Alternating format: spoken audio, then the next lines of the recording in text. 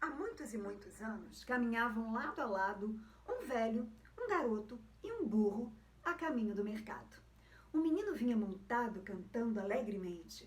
O velho fazia coro, caminhando passo a passo, enquanto o trote do burro ia marcando o compasso. Pocotó, pocotó, pocotó, pocotó, pocotó, pocotó. No entanto, mais adiante, ao sol e ao calor do estio, estava uma lavadeira lavando roupa no rio. Ah, navegar é preciso, viver não é preciso. Ei, mas olhe só o que vejam, quem vem ali na estrada? Ah, a lavadeira disse, se me contam não dou fé.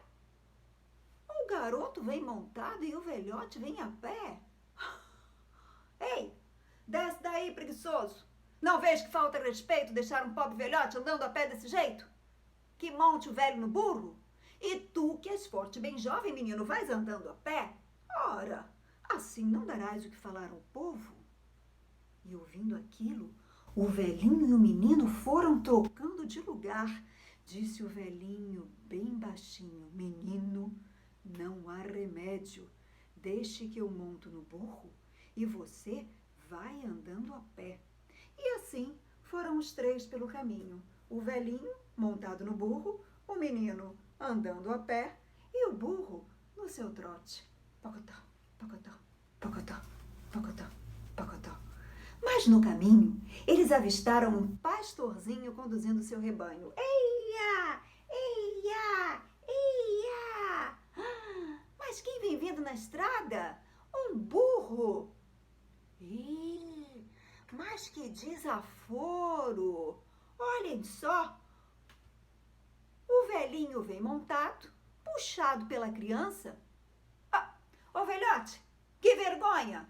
Isso não lhe fica bem? Se quer desmontar no burro, que monte o menino também. Ora! Ha.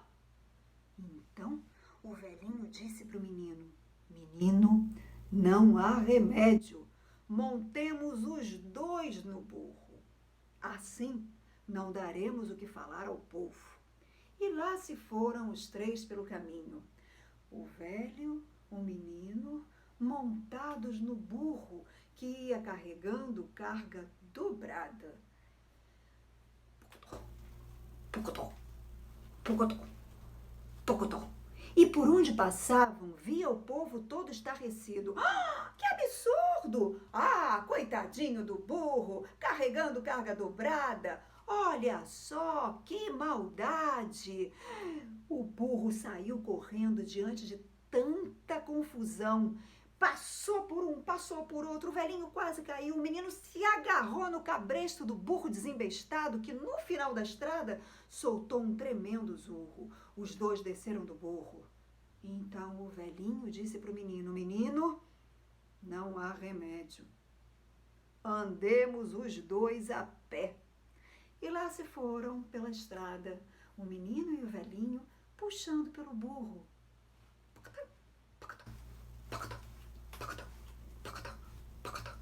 Até que chegando bem pertinho da cidade, eles passaram por um sapateiro que estava martelando todos os sapatos. Ploque, ploque, ploque, ploque, ploque, ploque, ploque, ploque, ploque, ploque, ploque, ploque.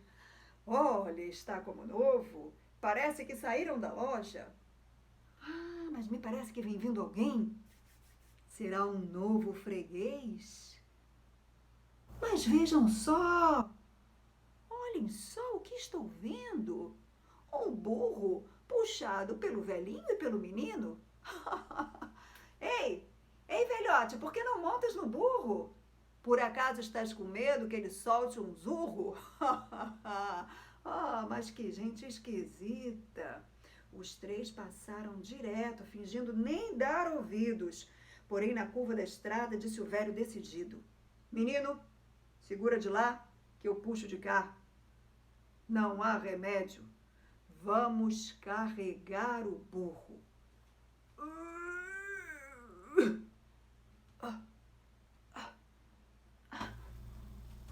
E por onde passavam, o povo todo gargalhava. Mas olhem que malucos, carregando um burro nas costas. Nossa Senhora, são doidos varridos. Os dois olharam um para o outro e largaram o burro no chão, que ao cair soltou um tremendo zurro. Então o velhinho, já cansado e triste, puxou o menino do lado e disse: Menino, monta no burro, que eu vou andando a pé. Fizemos muito mal em ouvir a tudo que diz o povo. E então, finalmente, foram os três a caminho do mercado. O menino vinha montado, cantando alegremente. O velho fazia coro, caminhando passo a passo, enquanto o trote do burro ia marcando compasso. Pocotó, pocotó, pocotó, pocotó, pocotó, pocotó, pocotó, pocotó, pocotó, pocotó.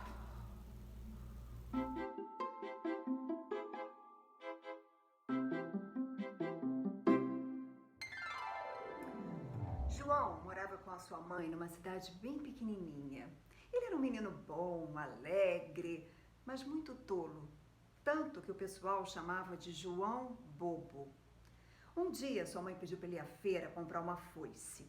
Ao voltar, ele começou a brincar com a foice, fazendo-a girar pelo ar, mas de uma forma tão desajeitada que a foice escapuliu da sua mão e acertou em cheio um carneiro. Sua mãe então lhe falou: meu filho, para evitar acidentes, você devia ter colocado a foice num dos carros de palha que os nossos vizinhos trazem da aldeia. Assim não haveria problema. No outro dia, sua mãe pediu para João ir à feira comprar agulhas, mas lhe disse: Joãozinho, por favor, traga as agulhas em segurança. Pode deixar, mamãe, agora eu já sei como fazer. João foi e voltou triunfante. Então a mãe lhe perguntou: então, Joãozinho, cadê as agulhas? Ora, mamãe, a hora que eu estava saindo da loja, eu vi o carro dos nossos vizinhos cheios de feno ali na frente. Então eu fui e coloquei as agulhas ali. Estão em segurança. A mãe não acreditou. Sim, meu filho. Tão em segurança que agora não poderemos nem achá-las. Joãozinho, você devia ter colocado as agulhas espetado no seu chapéu. Depois disso, sua mãe decidiu que não ia mandar João para lugar nenhum. Mas, no dia seguinte, ela queria tanto fazer um bolo e precisava de manteiga. Então pediu a João para que ele fosse à feira comprar uma manteiga. Mas, meu filho, vá e volte em segurança. Está bem, mamãe. E lá se foi o João para a feira.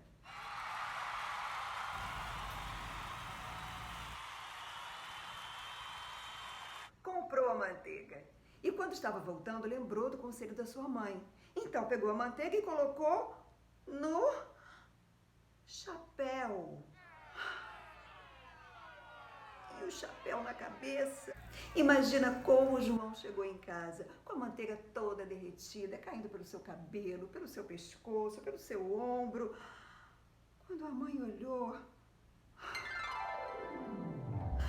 desanimada, ela resolveu que não ia mandar João mais para lugar nenhum, nem para comprar e nem para vender.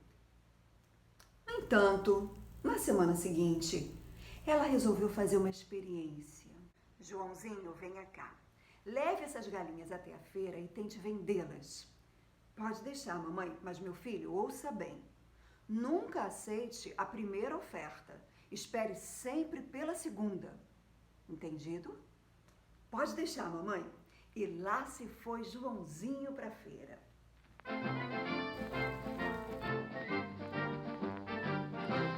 Oi!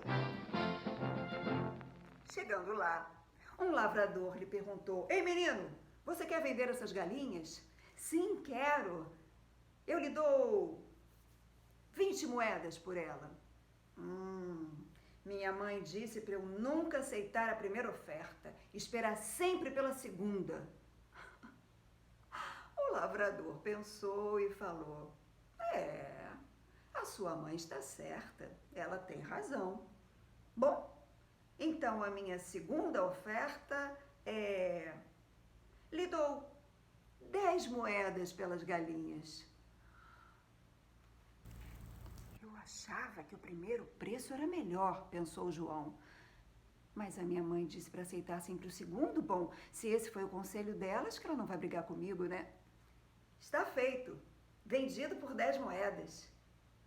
Quando João chegou em casa e contou isso para a mãe, ela não acreditou.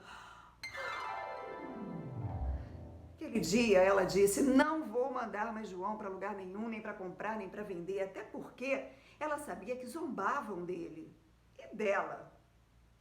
Porém, na outra semana, ela resolveu tentar de novo e falou: Joãozinho, leve esse cordeiro para ser vendido na feira. Mas, meu filho, ouça bem, não deixe ninguém te passar para trás. Venda sempre pelo mais alto preço.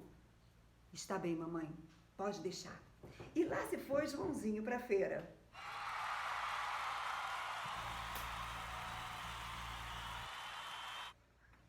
Chegando lá, um comprador lhe perguntou: menino, quer vender esse cordeiro? Sim, quero vender. Quanto você quer por ele? Joãozinho se encheu de si e disse: quanto o senhor pode me dar por ele? Bom, o comprador pensou: eu lhe dou 30 moedas por ele. Joãozinho pensou: mas esse é o mais alto preço que o senhor pode me dar? Bem, mais ou menos.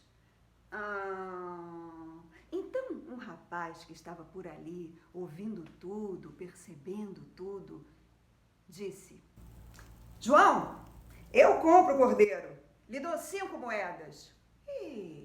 Mas 5? 5 está muito longe de 20. Sim, mas olhe só onde eu estou. O rapaz subiu num lugar bem alto e disse: está vendo? Não há preço mais alto em toda essa feira. Tem razão, pensou João. Então, vendido por 5. Quando ele chegou em casa, a sua mãe não acreditou no que ele fez. João, você vendeu por 5 moedas o nosso cordeiro? E desde esse dia, João nunca mais foi mandado para lugar nenhum. Nem para vender e nem para comprar.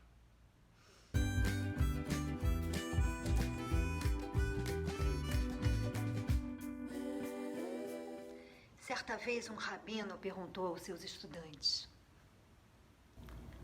como saber que a noite acabou e o dia nasceu?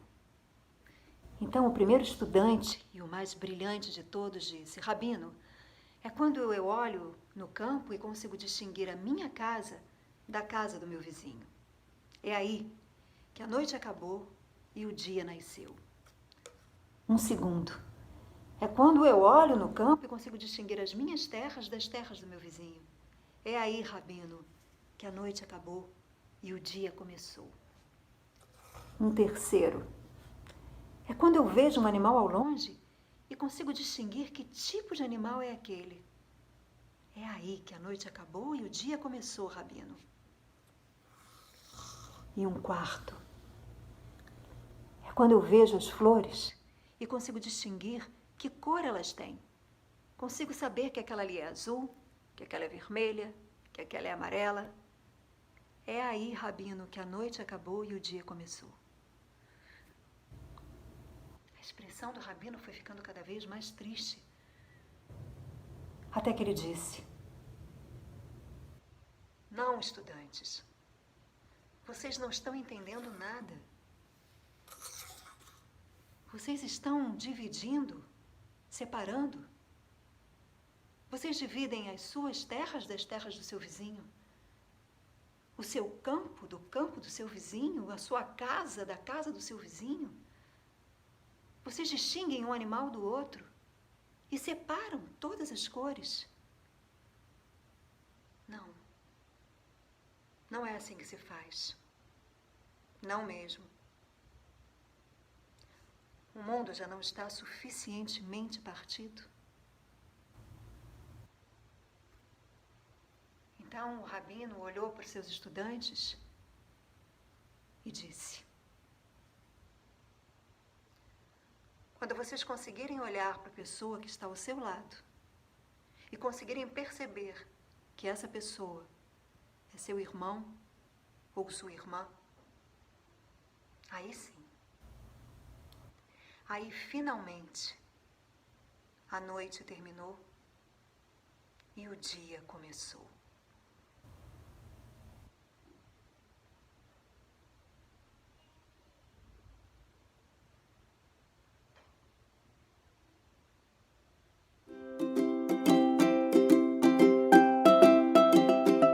Meu nome é Deise Posato, eu sou atriz e ultimamente eu tenho resgatado as minhas origens de contadora de história. Num mundo tão globalizado, né, onde a gente vive, onde está tudo na palma das nossas mãos, desde tão pequenininhos, né, nós precisamos resgatar um pouco a nossa origem, a nossa falta de pressa, a volta aos livros, à literatura, trabalhar a nossa criatividade e a nossa imaginação também, né? Então, esse é o meu ponto de partida para essa oficina, que eu chamo de Corpo Falante. Por conta de todo esse momento que a gente está vivendo, né, de pandemia ainda, com as novas variantes circulando e tudo mais, então eu resolvi manter um trabalho de forma online. Junto às histórias, eu trago a sugestão de um trabalho de psicomotricidade com consciência corporal, por ser um trabalho também muito emblemático na minha vida, né? Eu sou formada pela Escola da Angel Viana, que é minha mestra e que me abriu um mundo nesse campo. Então, sempre que eu penso em escola, em educação, eu nunca dissocio da arte. Porque nós somos seres, né, que usam a arte de imaginar, de se locomover, de contar histórias. Nós contamos histórias, né? Escrever, desenhar. Tudo isso nos traz liberdade de criação, de inventividade, de imaginação. Então, a possibilidade de brincar com o corpo, a oportunidade de conexão com os sentidos, de ouvir, de contar histórias, trazer a imaginação para os seus trabalhos, né, para o seu corpo, para as suas palavras e gestos, é isso que eu pretendo que essa oficina englobe. Então, através das histórias que eu trouxe, a ideia é a seguinte: é trabalhar as possibilidades corporais de cada um, aguçar os sentidos, estimular a atenção, o interesse, a imaginação dos alunos, desenvolver um pensamento lógico, desenvolver a criatividade através do lúdico e também mostrar a importância que nós temos quanto indivíduos numa sociedade, né? Eu acho que isso será ótimo para a receptividade das histórias, para o trabalho lúdico e criativo que vai ser proposto após a contação de histórias, né? Uma mudança corporal, na verdade, antes de qualquer coisa, ajuda a perceber o nosso lugar no mundo, porque o nosso corpo, ele fala. Bom, eu acho que o professor tem uma função mediadora na construção do conhecimento, não apenas de transmitir os conteúdos, mas de fazer os alunos pensar, sabe? Fazendo com que o aluno ele seja protagonista do seu aprendizado. E a arte tem essa função de dar oportunidade de brincar, de experimentar. Então, antes de começar o trabalho proposto, que será a partir das histórias, eu convido o professor a fazer com os seus alunos alguns exercícios de psicomotricidade, para que eles possam movimentar o corpo, deixá-lo mais alerta, mais relaxado. O trabalho psicomotor, ele desenvolve tanto o sentido motor, quanto o psicológico e o afetivo. Então, é um trabalho de extrema importância, né? Então, a gente pode começar com andar pelo espaço, não deixar os espaços vazios, se movimentar rápido, se movimentar devagar até em câmera lenta mesmo, sabe? Descobrindo as possibilidades do corpo. Pode ser com música, pode ser sem música, pode ser em pé, também pode ser um trabalho de movimento corporal todo feito no chão. Podemos também trabalhar o equilíbrio, sabe? Parar numa perna só, caminhar e parar numa perna só. As brincadeiras de estátua também são muito legais e ajudam muito nisso. E às vezes simplesmente caminhar dançar pelo espaço, sabe? Entender que ao expressar com o corpo, você também pode abrir os seus espaços internos, os seus espaços externos. Uma mudança corporal, ela ajuda a perceber o nosso lugar no mundo, porque como eu disse antes, né? O corpo fala.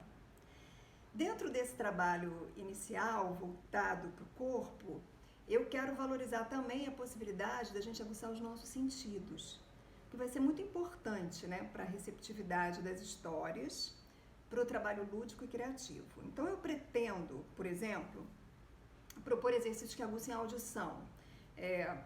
Por exemplo, ouvir os sons externos com os olhos abertos e depois com os olhos fechados.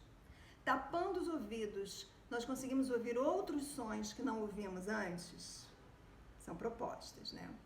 Ao trabalhar a visão, eu proponho, por exemplo, observar o que existe na sala, os amigos, as cores, e depois de olhos fechados, tentar dizer onde as coisas estão, quem é o amigo que está mais perto, qual é o amigo que está usando a blusa de tal cor. Qual a diferença, por exemplo, de se movimentar de olhos fechados e de olhos abertos? O tato, através das sensações, a partir do que tocamos, por exemplo, tocar uma coisa áspera, tocar uma coisa macia, tanto com o aluno tocando em diferentes texturas, né, quanto com o professor trabalhando essa textura no corpo do aluno, por exemplo. Qual é a sensação de passar no seu corpo um lenço de seda e de passar uma esponja? Feito esse trabalho de movimento, de acordar o corpo, né, de aguçar os sentidos, aí a gente parte para as histórias, porque eles já estão também com o corpo mais alerta, né? Então, nessa oficina, eu proponho 3 histórias que podem servir para 3 aulas diferentes, tá? Mas nós podemos usar outras histórias e outras formas de contá-la, até mesmo com a própria leitura de um livro, sabe? Sem ser dramatizado, com a própria leitura simples de um livro. Mas antes de iniciar com a história, é legal também a gente perguntar para os alunos se eles já conhecem a história que vão ouvir, no caso aqui, ouvir e assistir, né? Então, passa-se o vídeo com a história e em seguida se inicia uma conversação sobre ela. Gostaram? Não gostaram? O que acharam? Né? E aí depois partir para um trabalho sobre a história que acabaram de ouvir. Algumas propostas de exercícios podem ser as seguintes, ó. Fazer um desenho sobre a história que acabaram de ouvir. Recontar a história coletivamente, onde cada um conta um pedaço da história. E aí vai a criatividade, né? Você pode contá-la de forma fiel, ou então você pode, fiel resgatando a sua memória, né? Ou então reinventar essa história. Em arte a gente pode tudo, gente. O importante é deixar experimentar, sabe? Deixar esse experimento fluir. Recontar uma história, outro exemplo, né? Usando sons, usando palavras e usando seus próprios corpos, né? Deixando eles também fazerem parte desse movimento. Por exemplo, contar essa mesma história que ele acabou de ouvir em fotos vivas.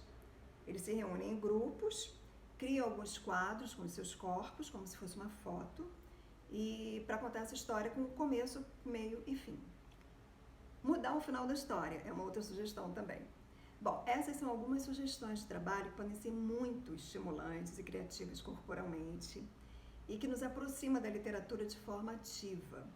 Portanto, ao meu ver, é mais interessante, né? Eu trouxe 3 histórias como sugestão de trabalho, mas nós podemos trabalhar as histórias que nós quisermos, tá? Eu trouxe a fábula O Velho, o Garoto e o Burro, trouxe as histórias da nossa oralidade, que é o João Bobo e o professor Rabino. Mas nós podemos contar outras histórias. Essas são as minhas sugestões para essa oficina, né? Nós podemos contar de formas inúmeras, como eu disse antes, né? Sem livro, podemos contar só com som e música, podemos contar através de uma canção, podemos contar com adereços, podemos contar com um livro, né? Lendo a história ou mostrando as ilustrações. Podemos contar uma história só com o corpo, né? Criando, como eu disse antes, um quadro vivo. Então, a partir da metodologia criada, eu pretendo contribuir para a construção da identidade individual do grupo, desenvolver o hábito de ler e interpretar as histórias, socializar ideias e criações a partir das histórias lidas e ainda promover a interação entre escola, alunos e, quem sabe, até entre os familiares. Bom, e eu deixo aqui no texto o meu arroba, o meu Instagram. Se vocês quiserem, professores, podem entrar em contato para qualquer dúvida sobre o trabalho que eu proponho. Bom trabalho!